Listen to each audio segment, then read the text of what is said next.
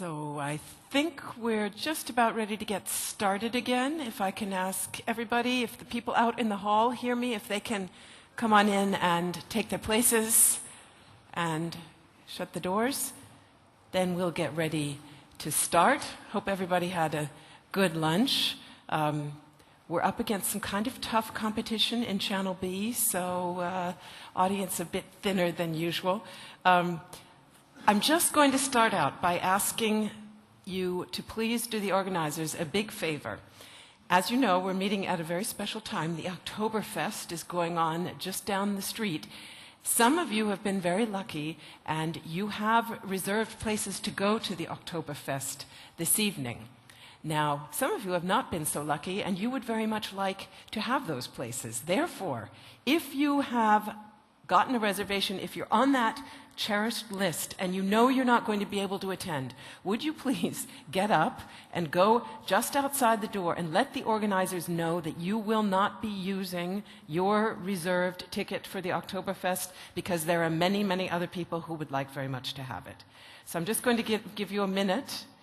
If you think you don't have the energy to go and be with all those drunken people in lederhosen, now's your chance to get up and tell the organizers that you're going to stay on the sober path. No? Okay.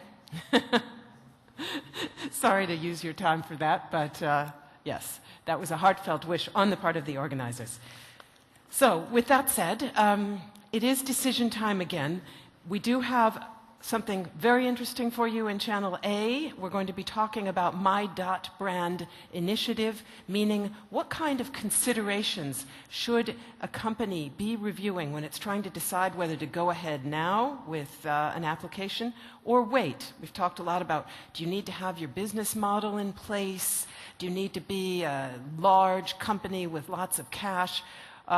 Or might you, as a smaller company, still benefit from going ahead? All of those are the questions that we're going to hear some reflections upon from our two speakers here in Channel A. If you would like to attend a German language discussion on the new top-level domains and their implications for small and medium-scale enterprises, that the Bayerische Metall IT Roundtable is putting on, then please go next door to Channel B. The name of that discussion in English is, in German, Neue Top-Level Domains, Quo Vadis Mittelstand. So if you think you're up to that, head over to Channel B. That's being moderated by our own host from United Domains, Markus Eggensberger. And now I would like to introduce our speakers here in Channel A who will be talking about My Brand initiative. They are Carrollanne Lindley. She's a partner at the law firm Kilburn & Strode and heads the firm's prominent trademarks group. She's experienced in all aspects of trademark prosecution and enforcement, both in the UK and abroad, and she's a respected lecturer and commentator on IP issues, as well as a member of the International Trademark Association, INTA. Welcome. And Tom Cowley is Group Legal Counsel for Ecotricity Group Limited. He has over 15 years of experience as an attorney in London and in Southeast Asia, focusing on intellectual property and brand development issues. He recently joined Ecotricity, which in its 15 years of existence has kick-started the UK's green electricity market and its movement. It now supplies windmill-generated power to over 50,000 homes and businesses in the UK. Ecotricity is engaged in a number of exciting brand-driven diversification and expansion projects, and I guess maybe it's thinking about a TLD. So, welcome to both of you, and we're very eager to hear what you have to say.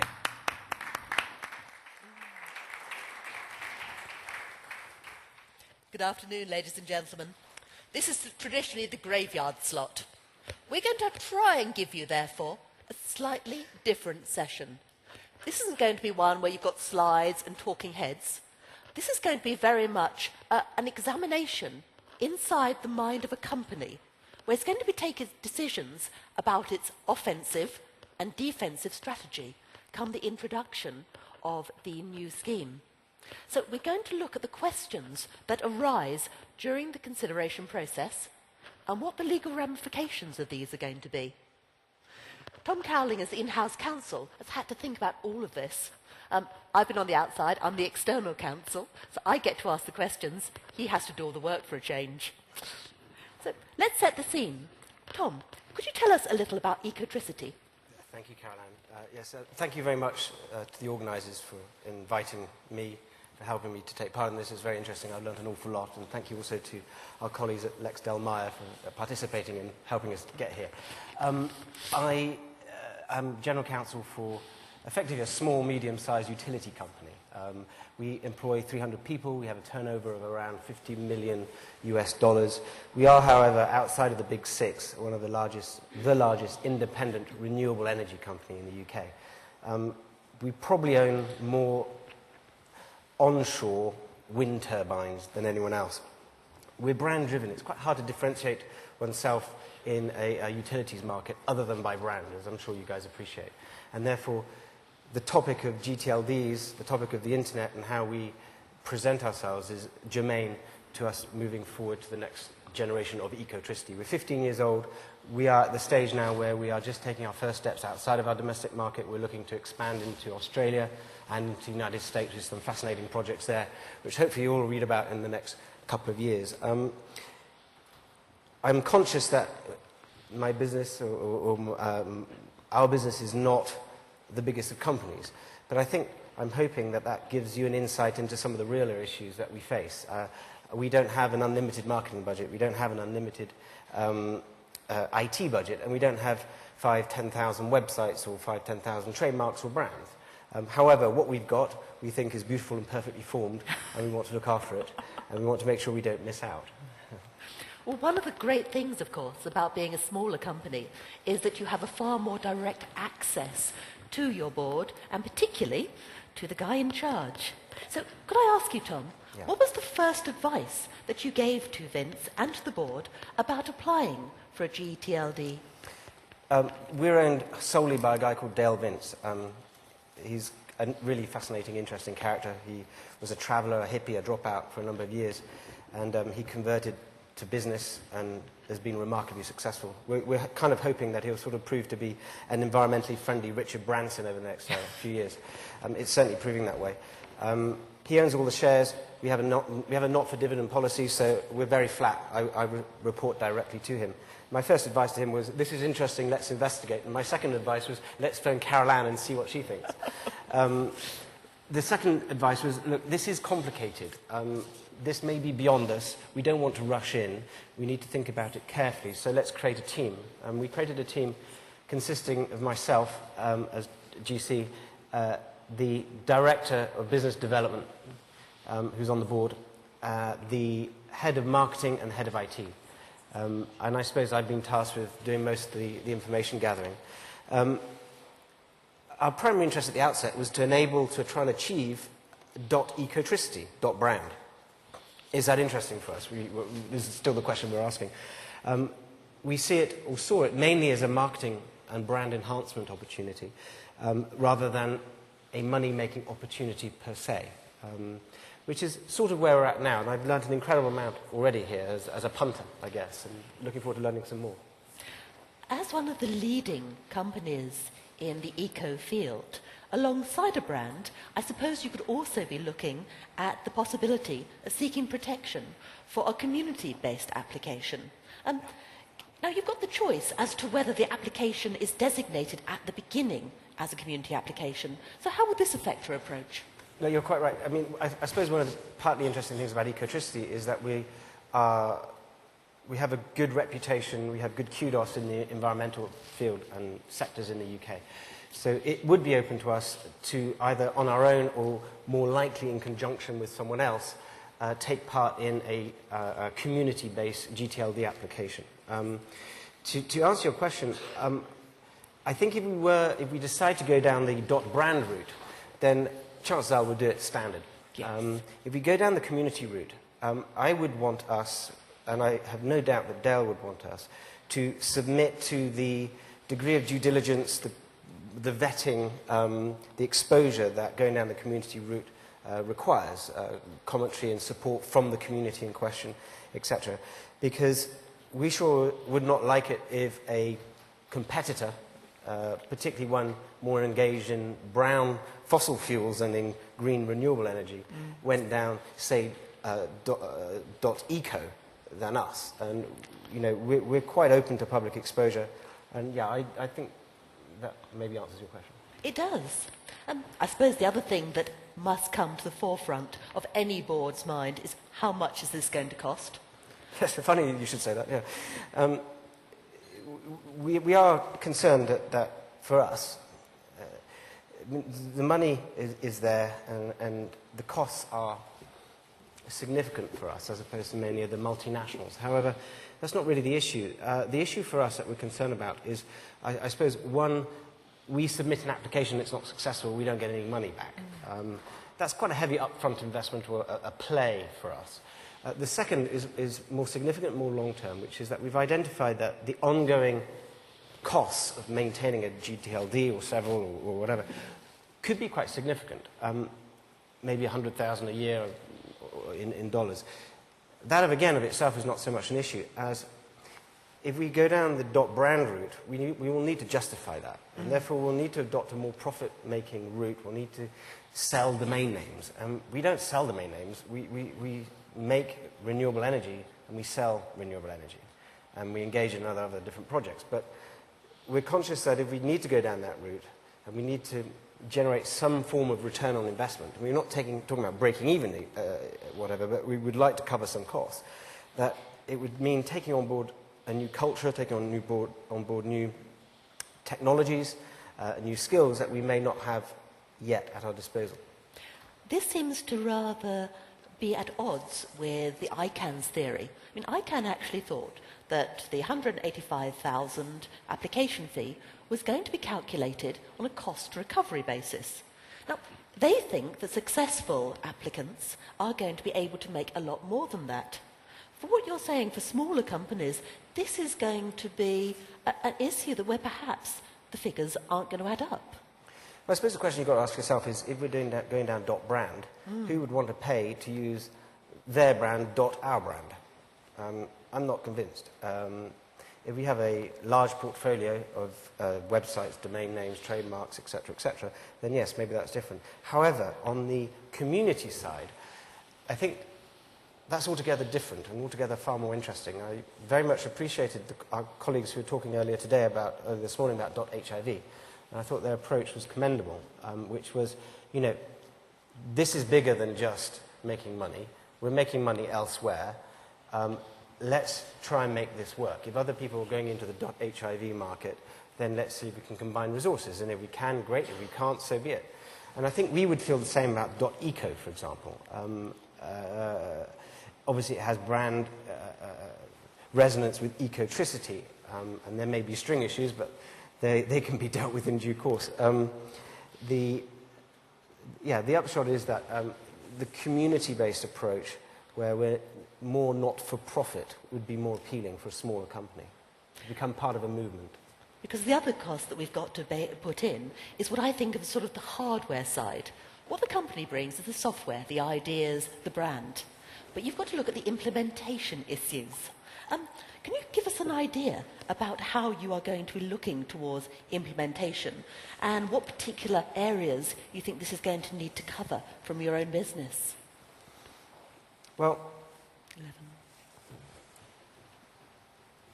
I think the implementation on the technical side will be dealt with by people far more intelligent and experienced than I am, and who understand the real world far more than I do. I understand books and rules and regulations, but what doesn't faze us so much in terms of implementation, are the complexities of ICANN's application procedure too much. We deal with a large amount of applications. For example, planning permission to stick up turbines in the bottom of people's gardens, and they don't like it, so they oppose, and you know, it's a pretty tricky area. So we're quite used to that. What this needs to be driven by, from our perspective, is a sort of a business analysis. You know, what is this going to mean for us? Where is it going to lead, and do we want to go there? We would be concerned, for example, with failure. Everyone fails. If you don't succeed, if you don't try, you're never going to fail. And you know, we have failed and we will fail. However, failure at a prominent level with your core brand for a medium-sized enterprise, and that's in an expansion period, is not good news. We would be one of the first to market, and this is what this conference is about. And if we're going to do it, we don't want to fall flat on our faces. Other implementation, I think I can't see that it would necessarily overnight change the way our guys market our business. I don't see that we would forego, abandon, or release any of our existing domain names, our CCTLDs, or anything like that. There are some issues that we might touch upon later. However, we see this at this stage as a possible partner to our existing web infrastructure. What do you think about your registry in terms of location or in terms of technical capabilities? Oh yes, I think, bearing in mind we sell electricity to just about anyone who wants to buy it, we're not too worried about the geographical location. Really what very much matters is, with the registry, would be, do they know what they're doing? Can they help us know what we're doing? Can they guide us? It also, when you're a small, medium-sized enterprise, you're kind of looking for value added as well. So if you're with a registry company, we're talking to a couple of really interesting guys over the last couple of days, and they've given ideas and they've given suggestions, and that's exactly what we like. Give us a bit of added value, because everyone can register a domain name, everyone can do the basics, but really, like with Carrollanne's business on trademarks and our patents, it's that little extra that goes a long way for us. Starting at the beginning, when you actually have to look at the process to get the approval within the company, it varies so much depending on the size of the company. I originally worked for some of the blue chip PLCs. For us to get a decision on any legal issue, you not merely had to go through several levels of management, and in terms of a large spend up to the board, you actually had to have buy-in from other departments. When you get to a company where you have more of a named individual, I suspect the process is different again. So what was the process in your company in getting the approvals? Well, we can't yet speak of it in the past tense. It's still ongoing. What will happen is the group of people that I referred to before, so the business development director, myself, and then marketing and IT, we'll sit down, I'll pass on what I've learnt here, and we'll form a recommendation for Dale, and then Dale will decide what Dale wants to do. And there may or may not be a correlation with what was recommended, but invariably he'll get it right. I can imagine that in a larger business, it's a significantly more complex decision-making process. And certainly from former clients that I've worked with, particularly as you're dealing with brands that are core to the business itself, you need to be very, very careful. I mean, you obviously got the plans now in the making for what the offensive strategy would be. But I think we also need to look at the defensive position. Could you tell me what type of GTLDs owned by a third party would actually cause your company concern? Yes, I suppose anyone who would argue be infringing our trademark rights, whether they may be around the world. Secondly, anyone, what we call in the UK, be guilty of passing off, or I think some of the European jurisdictions refer to as unfair competition. If we felt that somehow by applying or registering a GTLD, the third party was riding on our coattails or taking advantage of the goodwill that we'd built up in our brand, then we definitely do something about it. That said, though, Carrollanne, unless you're Unilever or Coca-Cola, and you're quite a bit further down the scale or the food chain like we are at the moment, I think one has to be relatively realistic about what you can and can't achieve, even in the world of IP. We can't stop everything everywhere. So, for example, if someone registered .ecotricity as a GTLD brand in Colombia, where I don't wish to give any trade secrets away, where we don't have any registered rights, then how would we be able to deal with that? It would be tricky, and it would be hard also for me to justify the expense of even trying to do something about it. But what we could do, however, is if that Colombian company started selling and marketing and promoting domain names to European, American, Australian, and UK businesses, who then started themselves to use it in our market, then we could come down on them. We could sort that out. So we have to be realistic. Partially because of the cost. I was looking at the cost with regard to the objection process. I'm sure we've all been spending hours looking at the guide. You are looking at what is suggested to be thousands of dollars to file the objection. If it goes all the way because you can't actually get mediation between the two of you, discussions don't work out, and it goes along to the dispute resolution, they're talking about the decision for a 3-person panel being around the $70,000 mark. I mean, for that, just think what you get by way of trademark applications. Indeed. Yeah.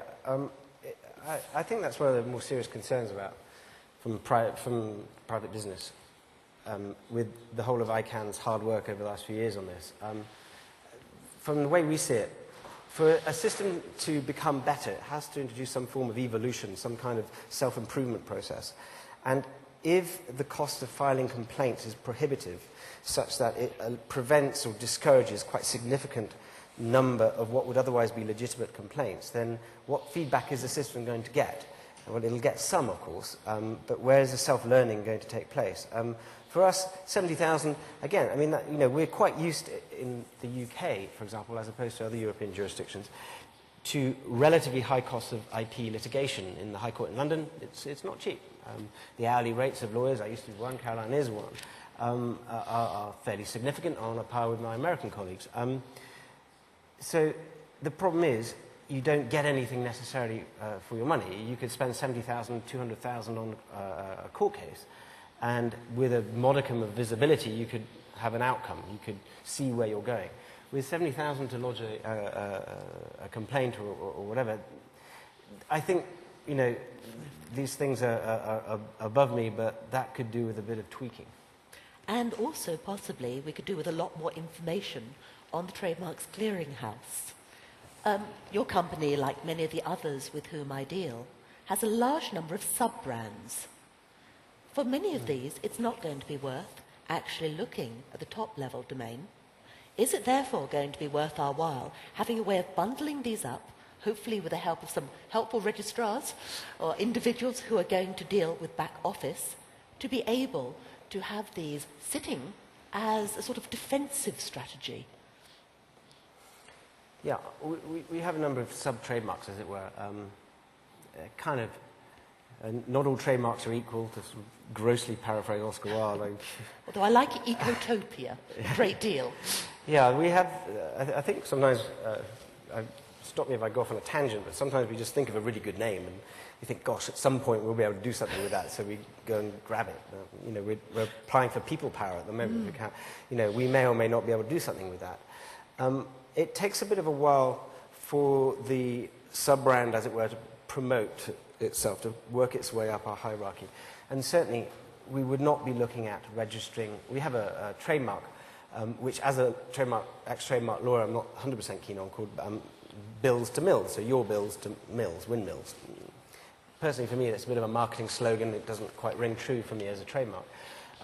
I can't imagine that I'll be recommending to Dale that we invest significant sums in acquiring that as a dot brand.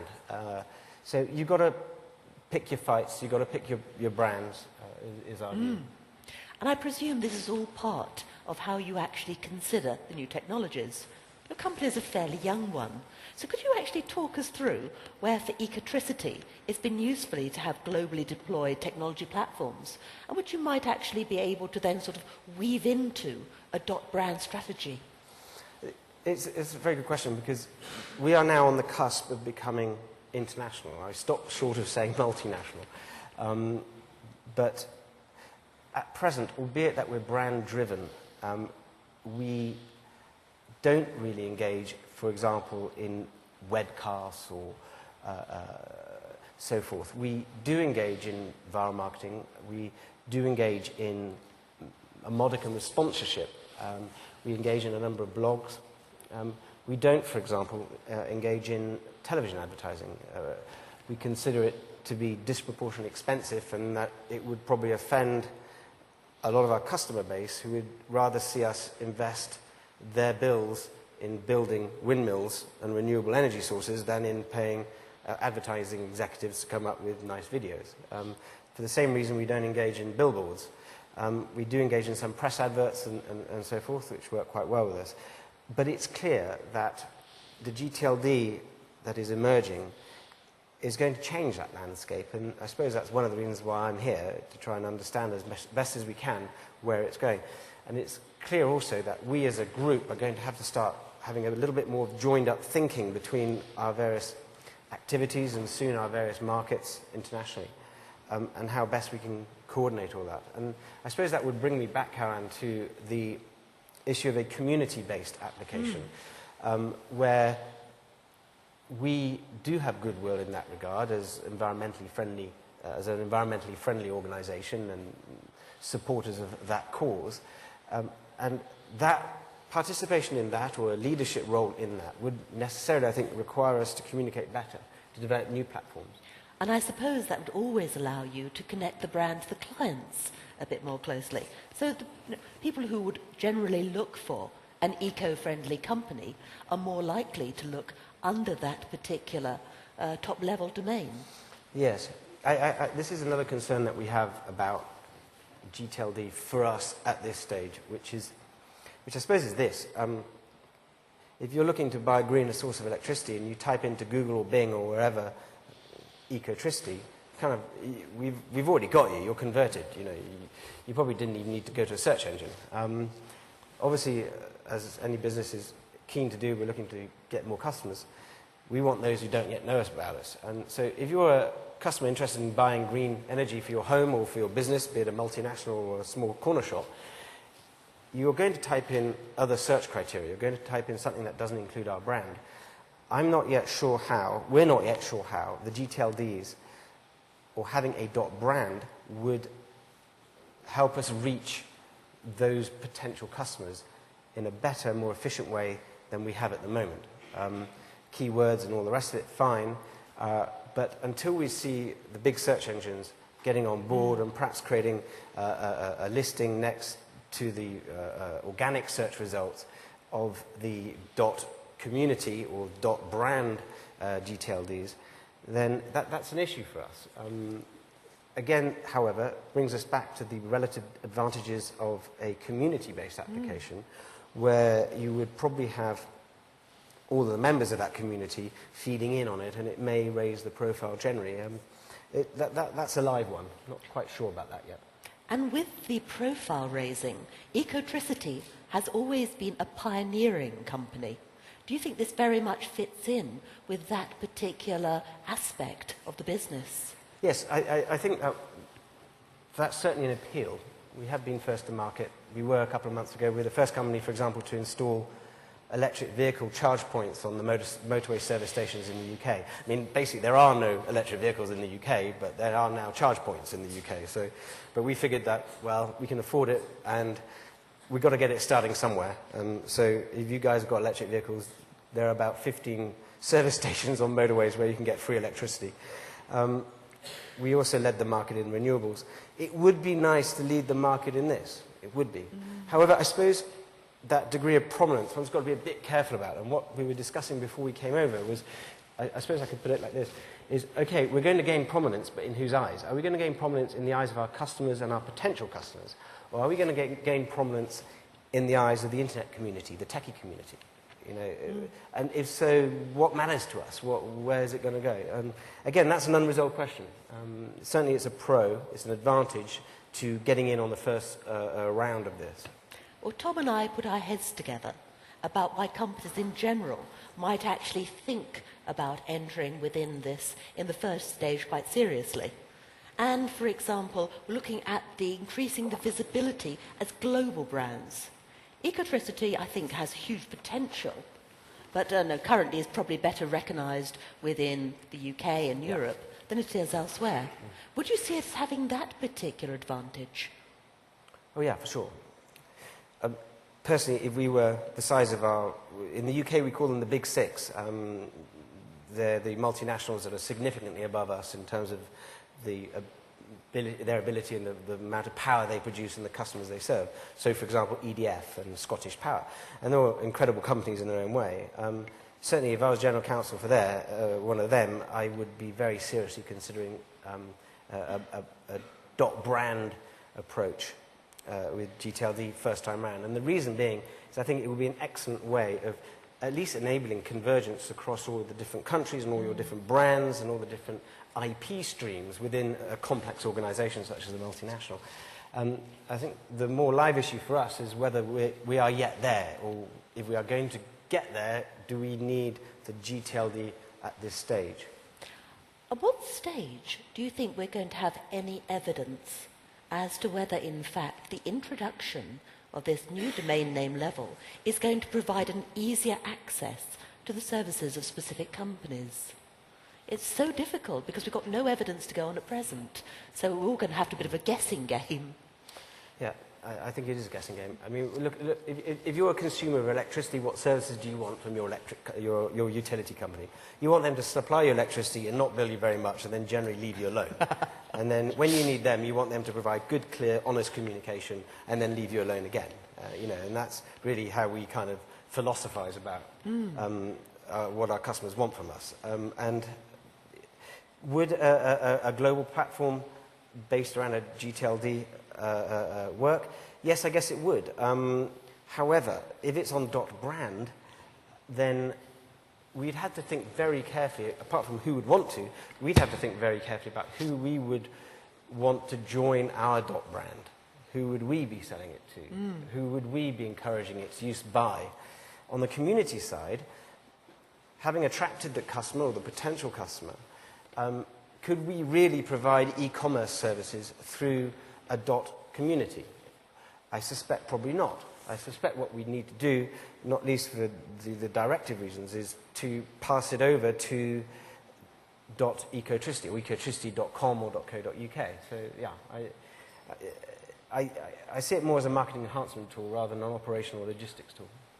I suppose the logistics come in slightly later on. In particular, when you've actually determined which of the two routes might be used. I suspect, therefore, there are going to be different answers to my next question, and that is, what is going to decide who in your organisation is going to be impacted? So you've got two organisations. You have one, which might be the eco-community. You have the second, which is going to be your own company. So which particular aspects and which departments do you think are going to be involved in the ongoing steps for this? Yeah, it's a good question because it highlights, I think, the difference between going down the community route and going down the .brand route. And frankly, from where I sit, they're not exactly mutually exclusive, but they're not far from it. And looking at the .community route, if we were to lead or participate, as we'd like in some ways, a .eco, then that may not even necessarily best be run with in direct association with our mother company. Dale is in the process, has a foundation called the Green Britain Foundation, and that's a charity, effectively, and therefore very tightly controlled, and that actually might be a better vehicle through which to operate a .community initiative. If we go down the .brand route, then it's a .brand route, and it's business, and it's about the propagation of the brand, and we would need to then look at how that would be incorporated within our current skill set. The skill set that we've identified that, as good as they are, that would need to expand and take this on the most would really be IT, the technical requirements, the security requirements. I don't really understand them. I'd be misleading you if I pretended otherwise. But that's where there would need to be sort of a significant step up. Whether we would do that by organic growth or by acquisition or by more likely a partnership with a specialist company or registry, I don't know yet. One of the things I suspect we're still going to have many questions over are going to be the similarity on string issue. So I was actually thinking, this has just come to me, so I'm sorry it's a surprise, you could have eco or you could have E-co, electronic company, within most speech within the Western territories. So here we have potential similarities. How could you see this being resolved? Because hopefully this would come to an issue whereby people would talk as opposed to necessarily go into arbitration. Yes. Well, I think I spent a number of years as a litigator, and I think there's everyone likes to talk about talking, but it seems to run out pretty quickly, especially when brands and money are concerned, sadly. And I suppose you could say that the high cost of mediation, arbitration that ICANN is proposing on this could in fact encourage a dialogue. You know, if you're spending $70,000 just to get going, then maybe you ought to take it seriously and not just walk away when everyone gets a bit grumpy. Sorry, I've lost track of... So when we're looking at the similarity of Yes, string thank you, issue, sorry. we've got all these unresolved issues. Yeah, I apologise. Personally, I think also that the issue of similarity and dissimilarity and identity and non-identity, the courts around the world have long developed systems for analysing that. The UK High Court is extremely experienced, the Patent Court is extremely experienced, the US courts are, of course, everywhere, as Germany, especially around here. So to use your example, E-co or eco, well, there's obviously an oral similarity and there's obviously probably even a conceptual similarity, really. You wouldn't necessarily know that the E doesn't stand for environment and the co for company, environment company. Frankly, if it's a trademark infringement, then it ought not to become a GTLD, in my view. And I wonder to what extent I haven't followed in much detail all the incredible hard work over the last couple of years on that, but I wonder to what extent they will be working with the likes of WIPO, who, it seems to me, have developed an extremely broad knowledge, not quite precedent, but certainly developed visibility for users of their law, of the law, as we have. And so some of the questions that came earlier, you know, would this conflict, are 2 letters similar to 3 letters? Well, I suppose the answer is it depends. Certainly eco or ecotopia could be considered similar to ecotricity. But these are complex issues that will need to be ironed out, which is why I would suggest that ICANN ought not to discourage objections. In fact, it ought to be encouraging objections to get things rolling, to get an evolution going. And to give us a body of case law Indeed. upon which we can actually make some further recommendations Yeah. to other companies having to make the decisions. Well, if you were able to sum up your thoughts having put this all together, I know we're going to be looking at it now, I suspect, for another few months, but could you possibly sum up for us? Yes, well, I thought about that before. I think what I've learned in this conference, 2 things. One, this is very exciting. It's really exciting. And it's a great aggregation of knowledge and experience here, and I'm grateful to have been part of it. The next is that it's quite expensive, and they will require quite a lot, for us, a lot of adaptation to make it work. And the issue of whether that adaptation will be justified is still ongoing. I'm not worried about the IP defensive issues, because I'm a pretty firm believer in the courts around the world and various other systems. And so I don't think it's going to affect our current CCTLD and other domain name strategies. I think the key issue is, what will it entail for us? Will it move us, or at least chunks of our business, away? Will it mean that we have to become a domain name salespeople? I doubt it. The other key issue that I've learned here is that the community approach is very interesting. And actually, for a company like us, or ours, which spans both the commercial world and the non-commercial world, that may be an interesting and exciting opportunity. I suppose this is the point where we say, we'll see if we can answer any questions.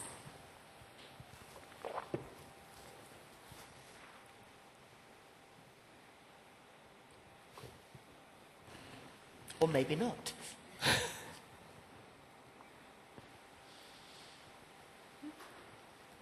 Thank you very much. Thank you.